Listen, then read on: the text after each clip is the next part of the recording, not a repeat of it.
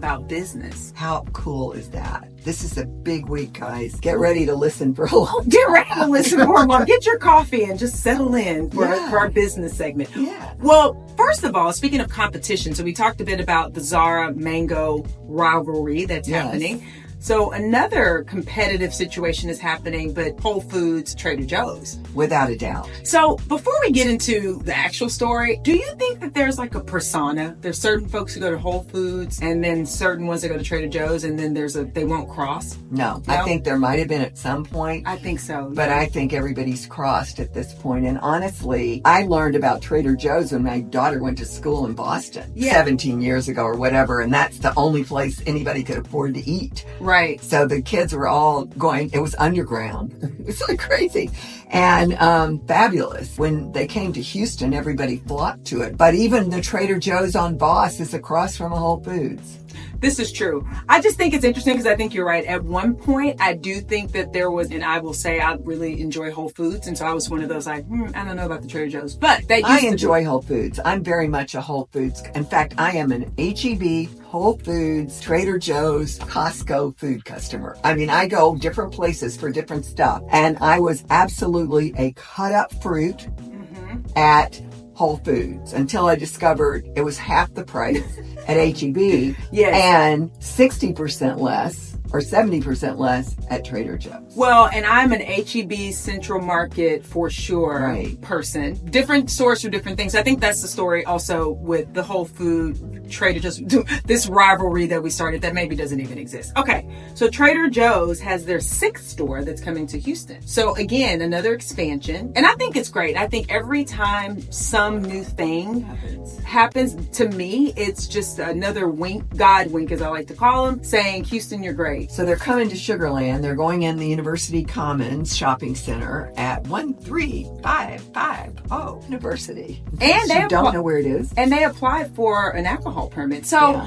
I know historically... Is Sugar Land dry? Why would you I'm not quite sure, but I know historically they sold wine, but not alcohol. So I'm wondering, is that actual alcohol? You think, like actual alcohol. Oh, I didn't even think of that. Yeah, I think it's spirits, which I do think will put them into this different category because I don't know, not in Texas anyway, grocery stores that sell spirits. Now, I used to live in Arizona and that was the thing. Like you walk into a Kroger and it's like, it's all everywhere. Everything's everywhere, but not so here. So I think this is going to be really interesting. And if this works, and I mean, I think it probably will, but if this works, then I think we'll see more grocery stores that have historically only sold wine, right?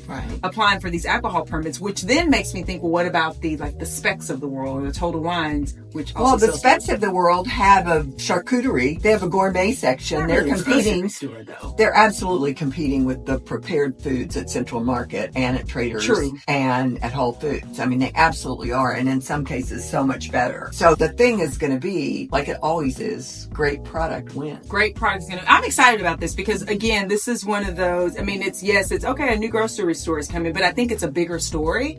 The fact that this alcohol permit, because I think it's going to change, the market dynamic will change. Maybe they'll have a bar. Maybe they'll have... Whole Foods used to have a bar.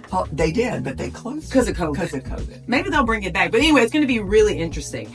Now, the other thing that I think is interesting that is, we're top state for a lot of things in Texas. And they're big things. And they're usually big things. Yes. But not so in this category. So did you know that we're top in the state for luxury tiny homes, according to Architectural Digest? I can't even imagine. Have you ever been in a tiny home? I'm way too big to be in a tiny home. But have you ever seen one, like up close and personal? I'm trying to think. I haven't actually been in a tiny home, but there's a spa here that took what basically is the basis of a tiny home, which is a freight, a train, like a freight car. Like a car, yes. Yeah, and a container, like a container, and converted them to hotel rooms. And rooms, so that like with an S? Yeah. They plumbed them. Each freight car was pretty much 2 rooms, so that's pretty much a tiny room in a sense. So I've been there, but I haven't been. It was Deer Lake Lodge, I think. Okay, yes, I've heard of this. I've not been there, but I've heard of this. So what's interesting is that we're at this all-time high. I think a couple things. Again, there's more to the story, right? What's the game behind the game? I think that real estate, I mean, it's even though we have a lot of space, it is still, not everyone can be in the market to purchase a home. And tiny homes are obviously less expensive than traditional or normal size homes. So I think that's some of it. I also think someone said this recently, the maintenance on a larger house, like just the actual things that you have to do to keep it in good condition, it's a lot. It can be a lot. And I think the tiny homes frees people up to live lightly, right? To have this life where, yes, you have a home, but you don't have to constantly be thinking about the lawn and the this and the that, the AC and etc. And I guess if you live by yourself, it's okay. I can't even imagine sharing the tiny bathroom with another human. You know what? That's a thing. I wonder, do people live in tiny homes with other humans? Maybe. I'm sure they do. No. Oh, these aren't all single people taking us, up there. Well, we should, you know what? We need to do some more investigation on this because I am really fascinated by just the concept. I remember when I first learned about tiny homes, this is years ago, and I thought, oh, how interesting. It's like a treehouse. I think I offended somebody. They're like, no, it's not a treehouse. It's a tiny. I'm like, okay, everyone relax. Fine. But now it's a thing. And honestly, it's going to be easy for us to find out because this is a Culture Map article. Yeah, so we're going to find out. Our home team. We're going to do, and then we have, of course, because we're Texans, luxury tiny homes. So I don't know what even that means as it relates to just a normal tiny home versus luxury. Who knows? Maybe it's the fixtures. It's low on my interest list. Well, no, I'm just too big for tiny homes. What do you mean you're too big for a tiny home? I am. I mean, I'm too tall. And they didn't say doll houses. They're tiny. They're normal size. They're just small. Like the doors are normal size, I think. Yeah, I don't think so. So you think you have to crawl into the tiny home? No, I don't think you have to crawl, but I just think, I don't know. I watched a lot of HGTV until they started doing tiny homes. And then you stopped. And then you gave up the entire channel. Yes, I did. Okay. Well, that's fair.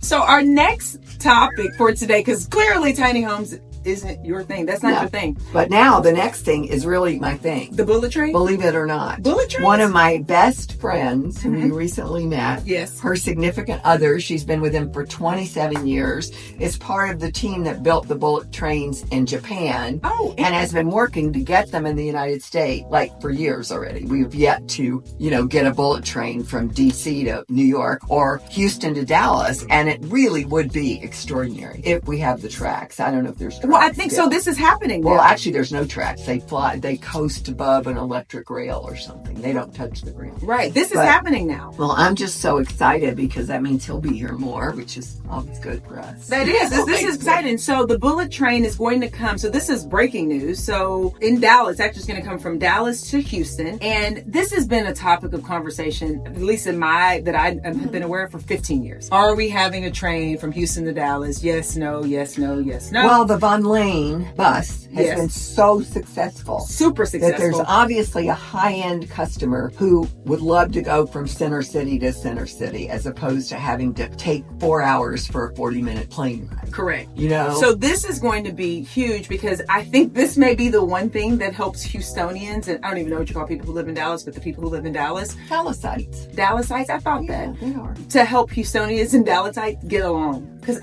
traditionally we have a very contentious relationship. You think? Yeah, I think we do. And so I thought, oh, this is great. Not only is this great because we need one, I just think to your point, it is annoying to think that you will leave your home, get to the airport 90 minutes before your flight or 2 hours before to go, I don't even think it's 40 minutes. I think it's like 35 minutes in air. It's nuts. And at least you can land in the middle of downtown. Yes, absolutely. So this is happening. I'm super excited about it. And of course, they have a little bit of controversy, as there always is, but we're not going to talk about the controversy. What we're going to talk about is the fact that I think it's happening. And to your point, it is an elevated rail track. I think it's going to be great. And I think this type of thing we'll see in more cities throughout the United States. Well, the interesting thing is, I'm assuming we're talking about the high-speed bullet train. Yes. Not the in-town bullet train, which it looks like in Dallas. The Hunt family is against it, the Realty Investment Company, because it says an elevated rail track in downtown Dallas would disrupt its plans for a $5 billion development. Well, but I think they look what the downtown rails have done for, the Post Oak Rail is just... Yeah, I think they need to get past it. The bus thing. Yeah, I think this is going to happen. Yeah, I think this is going to happen. Right. And I think that's the whole point. I think the reason that it hasn't happened to date is because it's people with their individual interests maybe preventing it, and whether it's in council or otherwise, development. And I think to do this is a collective community benefit. It will be. And so I think it's going to happen. I think we finally are getting there. As a matter of fact, before we we learned about this story in Dallas, I had already started to hear whispers around it was happening here locally. Cool. That is, so this, at least the stories are lining up. Things are magical. Well, we had a section in the paper, the Sunday paper, like a month ago. Yeah. About rail. So it's happening. It's lining up. I'm super excited about it. So the biggest story, I think, this week, though, in town is this female-focused VC that has just closed a $36 million fund. And they're the Artemis Group. And I think they're almost, I'm guessing 4 or 5 years old because I interviewed them when we were doing Women Mean Business for Culture Map. Yes. Before the pandemic. Uh-huh. So it probably was maybe 2019, like the fall or the spring of 2019. And they're just fabulous. They're 3 women, and the general partner is Diana Murakovskaya, and she's partners. Our venture partner is Leslie Goldman Tepper. We already like her because she has 3 names. So yeah, she's already. Leslie's a great gal. I knew Leslie before, but I didn't know Diana. I met her. The firm has invested in more than 20 female-led startups with over 60% with Black, Latinx, or immigrant leadership. I think that's great. I do too. And Diana, I believe, is Russian. I'm not exactly sure, but she was not born in the United States. Anyway, the funds have come to market, as they said. They're focused on diverse founders, but few are also funding the technology to address key barriers faced by overlooked businesses, communities, and families in the U.S. So I just want us to talk about some of the investments that they've done with this new fund, which is $36 million. That is a big fund. Well, you know what it made me think about? That was that's the salary of our friend at the Texans, Dalton. Didn't he get $36 for 3 years? For 3 years, right? Yeah. I mean, not maybe he could come and invest. Yeah, I'm thinking he should. Hey, Dalton, think about it.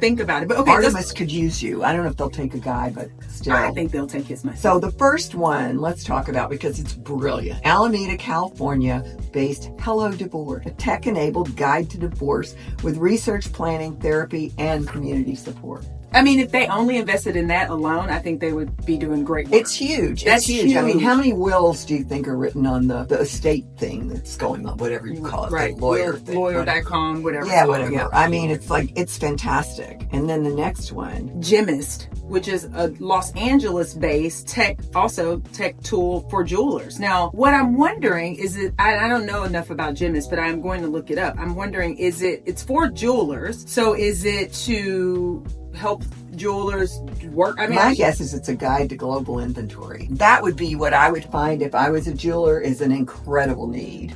Yes, because otherwise, I mean, it's like in back rooms and back alleys that you find your inventory, right? Yeah, and you have a customer that has this want, and you have 60% of the product to build it. So you have to go get the rest of the product, and I don't think anybody's ever done that. So that would just be fantastic, no matter how they get it. If they get 20% of the inventory in the world, that would just be fantastic. I think so. Payverse is the other company, a cross-border payment processor leveraging their modern processing platform. Whatever. Like, honestly, I'm sure it's necessary. I just was in Mexico. I had no problem paying for anything. I think people will take your money. I mean, in general, right? I think people will take your money. And I was paying U.S. bills from my hotel room in Mexico. Right. No problem. No problem. So, but this could, who knows? These women, I'm going to say they're smarter than me. I'm thinking they are. They definitely know what they're doing as it relates to this. They're smarter than both of us as it relates to picking the right companies to invest in, clearly. And I wonder where they're based. Are they at the Ion? I wonder, because they're Houston-based. But I mean, where? I think they're. I don't know, but my guess is they're beyond the eye. They may be. Well, the reason I asked. Well, actually, there's some big businesses. There are some, like, I think Shavonnah is. Shavonnah is in there. The reason I ask is I know we're going to go here soon to the Ion, so we can go visit our friend Cup of Joey. I think we should try to get one of them on the show to come and talk to us. Well, that I thought would be really great. I'd love to have them, and maybe both of them. Yeah, and since you already have a history with them, I think we should send them a calendar. You should send them an email first. And then we'll get them a calendar invite. Because I would love to have them come on our show to tell us more about their strategy, and then so people can learn how to get connected. How do you tap into this network if you are in need of... And without plugging my old show too much. You can see the old interview is still on womenmeanbusiness.us. I think that's a good So thing. it's still there. You can plug your old show. Yeah. It's fine. Anyway, speaking of shows, I think unfortunately our time has come to a close today. Really?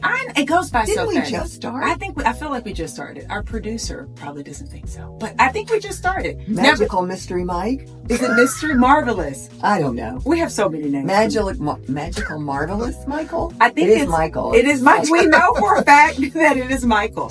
But as always, Leisa, it's been so much fun. I cannot wait for next week. Me too. And in the interim, what are we going to be doing? We're going to stay focused And stay fabulous. Thank you for listening. We'll see you next week. Bye.